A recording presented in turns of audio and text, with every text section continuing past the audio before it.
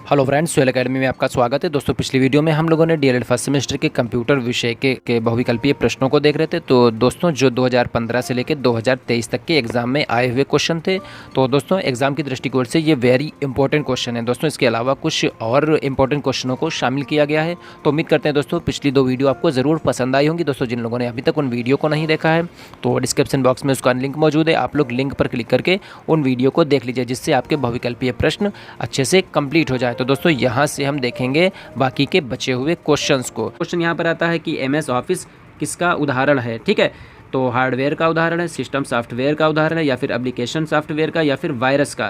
तो MS office उदाहरण हो जाएगा एप्लीकेशन सॉफ्टवेयर का। ठीक है, उसके बाद अगला क्वेश्चन यहाँ पर आता है कि कंप्यूटर का शाब्दिक अर्थ है। कंप्यूटर है, संगणक है, या फिर गणक है, या फिर कैलकुलेटर है। तो कंप्यूटर का शाब्दिक अर्थ हो जाएगा संगणक। देखिए 2017 में आया हुआ क्वेश्चन, तो दोस्तों ये बहुत ही इंपॉर्टेंट क्वेश्चन होता है। ठीक है, अगला क्वेश्चन यहाँ पर आता है कि ऑपरेटिंग सिस्टम जिसमें GUI तथा CUI दोनों गुण विद्यमान रहते हैं। देखिए 2015 में आया हुआ क्वेश्चन है ये। तो ये विंडोज़ में होता है, MS DOS में होता है, लिनक्स में होता है, या फिर सन में होता है। ठीक है, तो ऑपरेटिंग सिस्टम जिसमें GUI और CUI दोनों गुण विद्यमान होते हैं, ये होते हैं विंडोज़ में। ठीक है, उसके बाद दोस्तों अगला क्वेश्चन यहाँ पर आता है कि निम्नलिखित में से किस नेटवर्क प्रणाली का प्रसार क्षेत्र सबसे कम होता है। देखिए सबसे कम पूछ रहा है यहाँ पे, तो लैन का होता है, इंटरनेट का होता है, मेन का होता है, या फिर वैन का होता है। तो यहाँ पर जो ये लैन है यानी लोकल एरिया नेटवर्क होता है, इसका नेटवर्क प्रणाली का जो क्षेत्र होगा वो सबसे कम हो जाएगा। ठीक, उसके बाद दोस्तों अगला क्वेश्चन यहाँ पर आता है कि फॉर्मेटिंग टूल बार में फॉन्ट साइज मिनिमम कितना होता है। 3 होता है, 2 होता है, 8 होता है, या फिर 9 होता है। तो फॉर्मेट टूल बार में फॉन्ट साइज मिनिमम होता है, ये 8 होता है। ठीक, उसके बाद अगला क्वेश्चन यहाँ पर आता है कि वो कौन सी वेबसाइट है जिसकी सहायता से किसी अन्य वेबसाइट का पता लगाया जाता है। उसको क्या कहते हैं, स्पैम कहते हैं, सर्च इंजन कहते हैं, एक्सप्लोरर कहते हैं, या फिर ये सभी। तो दोस्तों वह वेबसाइट जिसकी सहायता से किसी अन्य वेबसाइट का पता लगाया जाता है तो उसको कहते हैं सर्च इंजन। ठीक, उसके बाद अगला क्वेश्चन यहाँ पर आता है कि इंटरनेट पर उपलब्ध नमूनाओं को तलाश यानी सर्च करने में हम प्रयोग करते हैं, किसका प्रयोग करते हैं, याहू का करते हैं, गूगल का करते हैं, बिंग का करते हैं, या फिर इन सभी का। तो दोस्तों इंटरनेट पर उपलब्ध जो सूचनाएं होती हैं उनको सर्च करने के लिए हम याहू भी यूज़ करते हैं, गूगल का भी और बिंग का भी यूज़ करते हैं। तो इस तरीके से इसका राइट आंसर हो जाएगा ये सभी। ठीक, उसके बाद दोस्तों अगला क्वेश्चन यहाँ पर आता है कि डाटा को व्यवस्थित करना या उनकी गणना करना कहलाता है। प्रोसेसिंग करना कहलाता है, इनपुट करना कहलाता है, तुलना करना कहलाता है, या फिर उपरोक्त में से कोई नहीं। तो डाटा को व्यवस्थित करना या उनकी गणना कहलाता है प्रोसेसिंग करना। ठीक है, अगला क्वेश्चन दोस्तों यहाँ पर आता है 1 गीगाबाइट बराबर होता है 1024 मेगाबाइट के, या फिर 1024 गीगाबाइट के, या फिर 1024 किलोबाइट के, या फिर 1024 बिट के। तो 1 गीगाबाइट होता है दोस्तों 1024 मेगाबाइट के। ठीक, अगला क्वेश्चन यहाँ पर आता है कार्यालयों में सामान्यतः प्रयोग होता है local area network, wide area network, metropolitan area network, या फिर ये सभी। तो दोस्तों कार्यालय में सामान्यतः जो प्रयोग होता है वो होता है लोकल एरिया नेटवर्क का। ठीक है, उसके बाद अगला क्वेश्चन यहाँ पर आता है कि आधुनिक कंप्यूटर के जन्मदाता किसे कहते हैं। बिल गेट्स को कहते हैं, हेलोरिथ को कहते हैं, चार्ल्स बेबेज को कहते हैं, या फिर ब्लेज पास्कल को कहते हैं। तो आधुनिक कंप्यूटर का दोस्तों जन्मदाता चार्ल्स बेबेज। इंपॉर्टेंट दोस्तों क्वेश्चन यहाँ पे। ठीक है, उसके बाद दोस्तों अगला क्वेश्चन यहाँ पर आता है कि निर्देशों का समूह कहलाता है प्रोग्राम कहलाता है, आंकड़े कहलाता है, डेटाबेस कहलाता है, या फिर हार्डवेयर कहलाता है। तो निर्देशों का जो समूह होता है वो कहलाता है प्रोग्राम। ठीक, उसके बाद अगला क्वेश्चन यहाँ पर आता है तथ्यों और अंकों को सुव्यवस्थित रूप से एकत्र करने की क्रिया को क्या कहते हैं। ठीक है, सूचना कहते हैं, श्रेणियन कहते हैं, या फिर प्रक्रिया कहते हैं, या फिर परिणाम कहते हैं। ठीक है, तो तथ्य और अंकों को सुव्यवस्थित करने रूप से एकत्र करने की जो क्रिया होती है वो होती है श्रेणियन। ठीक है, यानी इसको सारणी के रूप में दिखाया जाता है। ठीक, अगला क्वेश्चन यहाँ पर आता है कि वीडियो कॉन्फ्रेंसिंग मूलतः किस क्षेत्र से संबंधित होती है। मनोरंजन से, संचार से, सैन्य से, या फिर मौसम विभाग से। तो वीडियो कॉन्फ्रेंसिंग जो होती है वो मूल रूप से संचार से संबंधित होती है। ठीक है, अगला क्वेश्चन फिर यहाँ पर आता है कि फाइलों और फोल्डरों में ढूंढने के लिए कमांड का उपयोग होता है। फाइंड का होता है, मैक्सिमाइज का होता है, ठीक, रिस्टोर का होता है, या फिर मिनिमाइज का होता है। तो फाइल और फोल्डरों को ढूंढने के लिए जो कमांड होता है वो होता है फाइंड यहाँ पे। ठीक है, इसका उपयोग किया जाता है। अगला क्वेश्चन यहाँ पर आता है कि प्रारंभिक इलेक्ट्रॉनिक कंप्यूटर था, आर्केन था, अबेकस था, ABC था, या फिर मार्क II था। तो यहाँ पर आरंभिक इलेक्ट्रॉनिक जो कंप्यूटर था वो था ABC। अगला क्वेश्चन यहाँ पर आता है CPU का पूरा नाम, central formatting unit, Cyrix processing unit, या फिर सेंट्रल प्रोसेसिंग यूनिट, या फिर सेंट्रल परफॉर्मिंग यूनिट। तो यहाँ पर CPU का पूरा नाम हो जाएगा सेंट्रल प्रोसेसिंग यूनिट। ठीक है, अगला क्वेश्चन दोस्तों यहाँ से आता है कि हार्डवेयर कहते हैं कंप्यूटर के बाहरी हिस्से को, कंप्यूटर के यांत्रिक, विद्युत और इलेक्ट्रॉनिक हिस्से को, या फिर कंप्यूटर रिपेयर करने के हिस्से को, या फिर कंप्यूटर के प्रोग्रामिंग हिस्से को। तो दोस्तों हार्डवेयर जो होता है वो होता है कंप्यूटर के यांत्रिक, विद्युत और इलेक्ट्रॉनिक हिस्से जो होते हैं उनको कहते हैं हार्डवेयर। ठीक है, अगला क्वेश्चन यहाँ पर आता है कि भारत में विकसित सुपर कंप्यूटर है। ठीक है, तो सुपर कंप्यूटर कौन यहाँ पर है? तो सुपर कंप्यूटर है परम।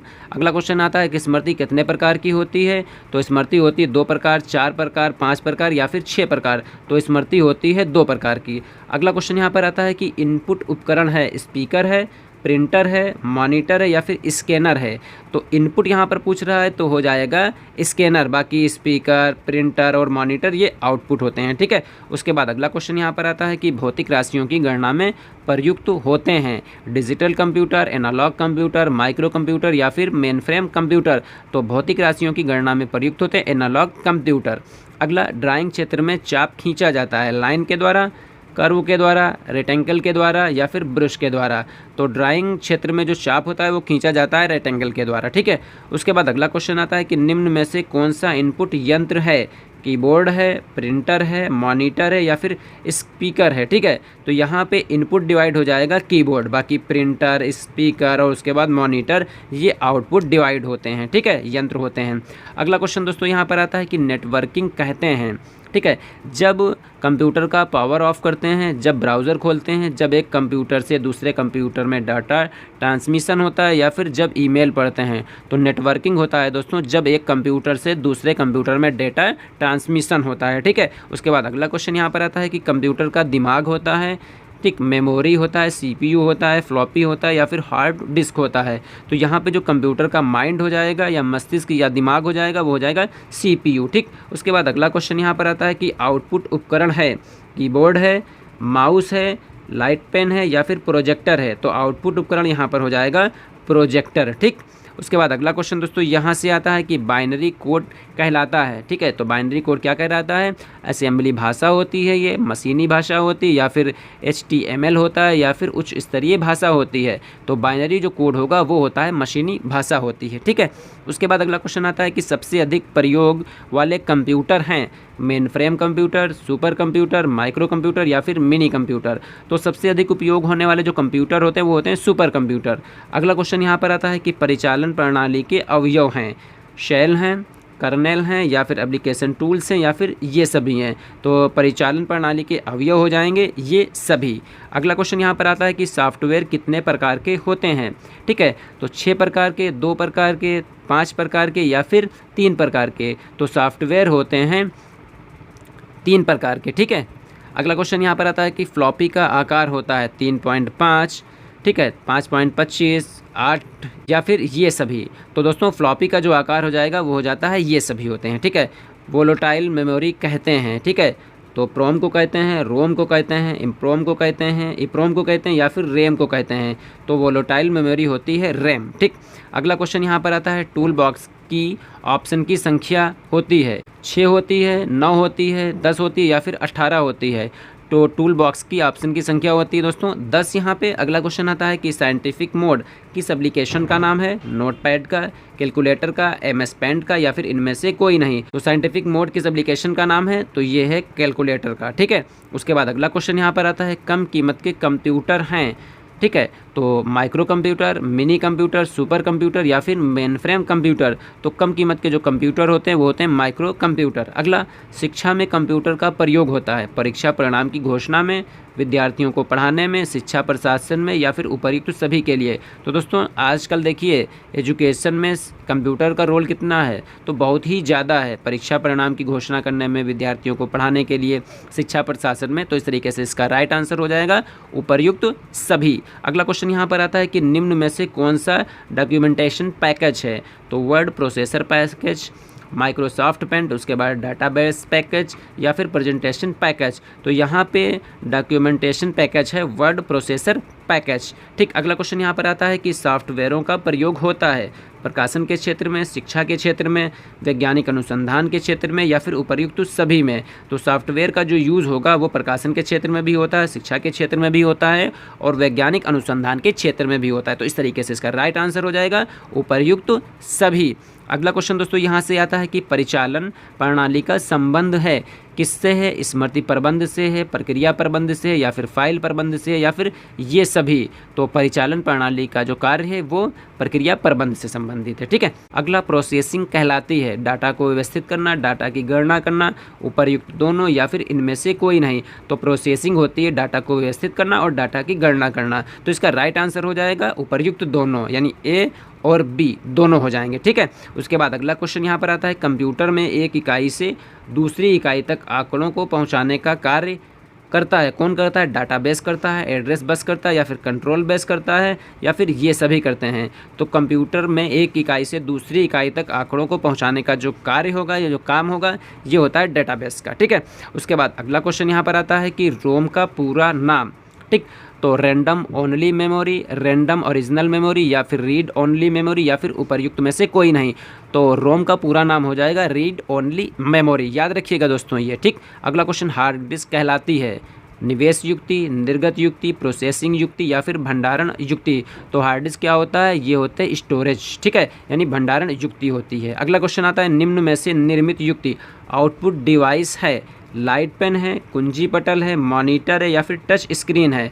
तो इसमें जो आउटपुट डिवाइस है वो आपको पहचान करना है। तो यहाँ पर आउटपुट हो जाएगा डिवाइस मॉनिटर हो जाएगा। ठीक है, अगला क्वेश्चन यहाँ पर आता है कंप्यूटर प्रोग्राम कहलाते हैं, क्या कहलाते हैं? ऑपरेटिंग सिस्टम कहलाते हैं, हार्डवेयर कहलाते हैं, सॉफ्टवेयर कहलाते हैं या फिर इनमें से कोई नहीं। तो दोस्तों कंप्यूटर प्रोग्राम जो होते हैं वो होते हैं सॉफ्टवेयर, यानी जो भी सॉफ्टवेयर होते हैं वो कंप्यूटर प्रोग्राम कहलाते हैं। ठीक, अगला क्वेश्चन आता है कंप्यूटर द्वारा परिणामों को प्राप्त करने की विधि कहलाती है, क्या कहलाती है?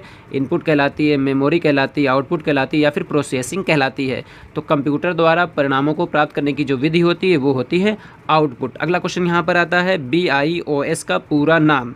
तो basic input system, basic input output system या फिर बेसिक आउटपुट सिस्टम या फिर बेसिक इंटीग्रेटेड आउटपुट सिस्टम। तो BIOS का पूरा नाम हो जाएगा बेसिक आउटपुट सिस्टम। ठीक है, तो दोस्तों आज की इस वीडियो में हम लोगों ने DLED फर्स्ट सेमेस्टर के कंप्यूटर विषय के जो बचे हुए क्वेश्चन को कवर कर लिया। तो उम्मीद करते हैं दोस्तों यहाँ से जो भी बताए जा रहे हैं पॉइंट हैं और जो भी बताए जा रहे हैं क्वेश्चन वो आपको ज़रूर पसंद आएंगे। तो दोस्तों एग्जाम में इसी तरीके से क्वेश्चन आपके आते हैं। ठीक है, तो उम्मीद करते हैं दोस्तों यहाँ से जो भी बताए गए पॉइंट हैं वो आपको अच्छे से समझ में आ गए होंगे। दोस्तों अगर फिर भी कहीं पर भी कोई भी कन्फ्यूज़न हो तो कमेंट्स बॉक्स में हमें कमेंट्स करिए। दोस्तों जिन लोगों ने अभी तक हमारे चैनल सोहेल एकेडमी को सब्सक्राइब नहीं किया, चैनल को जरूर सब्सक्राइब कर लें, बेल आइकन को प्रेस कर लें जिससे हमारी वीडियो की नोटिफिकेशन आपको सबसे पहले पहुंचे। दोस्तों वीडियो को लाइक और अपने दोस्तों में ज़्यादा से ज़्यादा शेयर करें। तो मिलते हैं दोस्तों बहुत ही जल्द नेक्स्ट वीडियो में। तब तक के लिए दोस्तों अपना ख्याल रखिए और अपनी स्टडी को कंटिन्यू जारी रखिए।